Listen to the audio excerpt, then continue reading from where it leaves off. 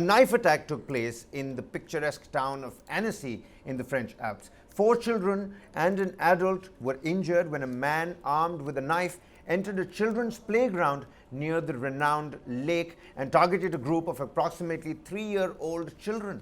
The victims, with at least 3 in critical condition, were swiftly taken to the hospital for treatment. French President Emmanuel Macron has come out. He's condemned the attack as an act of absolute cowardice. That's the tweet on your television screens. Attack of absolute cowardice this morning in a park in Annecy. Children and adults are between life and death. The nation is in shock. Our thoughts are with them, as well as their families, and the emergency services have been mobilized and pressed into action. The authorities have launched an investigation led by the National Police.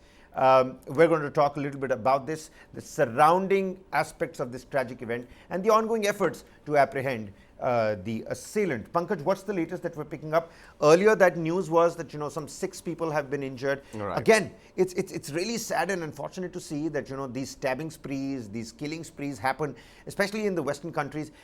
Some might say that this is because of the underlying racism in those areas. But over here, what's the situation? Who was the attacker? Do we have any kind of information on who the attacker was? Someone saying it was a Syrian refugee, but hitting out against 3-year-old children. What's the bottom line here?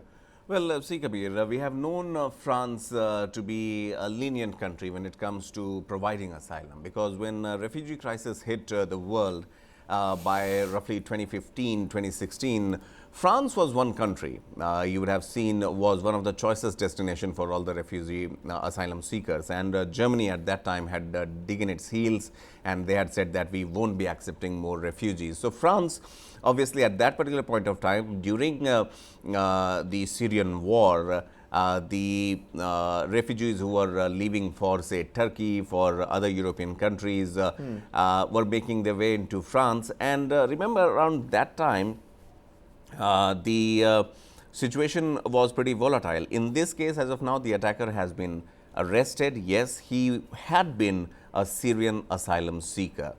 But the ones who attacked were 3 to 4-year-old children. One adult is also reportedly being injured. That is something that adds the gravity of the situation here. What was the motive of this former refugee asylum seeker? That is a matter of probe as of now. But again, Kabir, we have to look at the bigger picture here.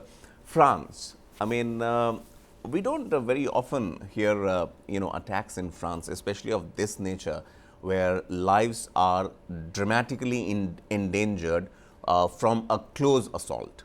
Okay, there was a time when the European countries, the Western countries were under threat as far as jihadists were concerned, as far as suicide bombers were concerned. But now, if you look at the trend, France once again reminds us of 2016, probably May of 2016, when Nice made headlines. Nice, once again, a coastal area in France.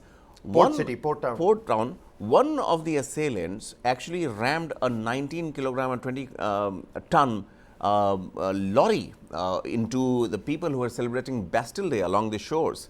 And that was something which opened the eyes of the world of using anything and everything as a terror medium.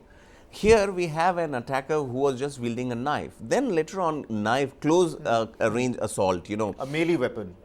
A melee weapon where you can actually inflict injury with or without an intent to kill, with anything available at your disposal. So this kind of development is something that many experts started reading into, and that was something took the world by surprise. In this case also, no matter what the condition and the mental condition of that attacker was, whatever the motive was, attacking 3-year-old children and trying to prove a point is something that the threat perception, no matter it's not very often, the repetitiveness is not there, but it does raise its hood. In Indian context, in Asian context, we haven't seen this kind of terror module or terror approaches.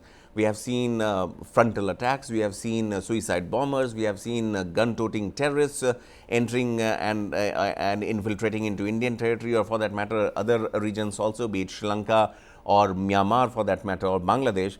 But for French, the president and for the French nationals, this particular sort of attack, close range, short arms attack, is something which is becoming rare. I know that, these particular don't cross tape lines and children getting attacked, attacks in schools, mass attacks. We've seen a case like that happen in New Zealand as well. A similar thing happened in Canada earlier in the year. We've seen similar instances in Australia back in the day. These are spurts of violence that keep on happening. But in France, which again, you rightly pointed out, the liberals of freedom and equality and fraternity are something that we've borrowed, the entire world has borrowed that from France. And the recent pension protests, the vandalism, the arson that has ensued after those pension protests, does Emmanuel Macron have the control on that country? Of course, you're opening up the door for a discussion on a major geopolitical topic over here when you're clearly calling him out. But look at the optics. You've got people running around. The pension protests have gone out of hand so many times in Bastille, in the main city of Paris, and now in the French Alps. Yes, if we have to connect the dots, then yes, you're right. Very recently, we had the pension protests in France, and that was something that was unprecedented. Very few people would say that this kind of protests are either expected or have been seen in France of late. But having said that, in this scenario, the direct link hasn't been established so far. I'm sure the authorities are questioning and grilling the attacker that what was the motive of this particular attack. What was the motive? I'll tell you what, Pankaj. I was reading the Guardian copy. Let me just open that up. And for the benefit of the viewers as well. So the witnesses have described the suspected knife man running around in a frenzy. This is what I'm reading from a Guardian copy. Running around in a frenzy, apparently attacking people at random before he was stopped by police near the banks of Lake Annecy. Now, this is a quote of a witness. It says, he wanted to attack everyone. I moved away and he lunged at an old man and a woman and stabbed the old man. This coming for former professional footballer Anthony Lee Talek, who was running in the park at that point in time. Another witness called Malo, he said that the culprit attacked the children before targeting an old man and was shouting, but it wasn't really comprehensible. Another witness told the local public radio that the attacker had seemed a little bit confused. One witness told France Info Radio that people were running, crying, panicking. The situation was completely horrible. But what I can make out of this, second-hand excerpts and quotations of people coming on record and saying that they had witnessed this particular ordeal, this attack, is that the guy looked confused. The guy looked a little manicked and confused. Well, we have to also factor in, Kabir, that the people who are witnessing it or reporting it were also in panic. And it's a human reaction, the way it has been described to react. No one would have been able to look at, whether the attacker was confused or not. He might have been in a fit of rage and have been indiscriminately attacking whoever was coming his way, be it children, be it adult. If someone got out of the way, he tried to attack someone else.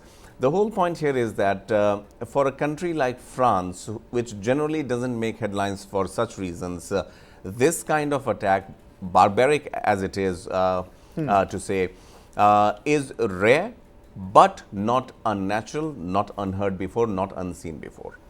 And we were just showcasing you those visuals where members of the National Assembly stood up to pay respects to the victims of the attack.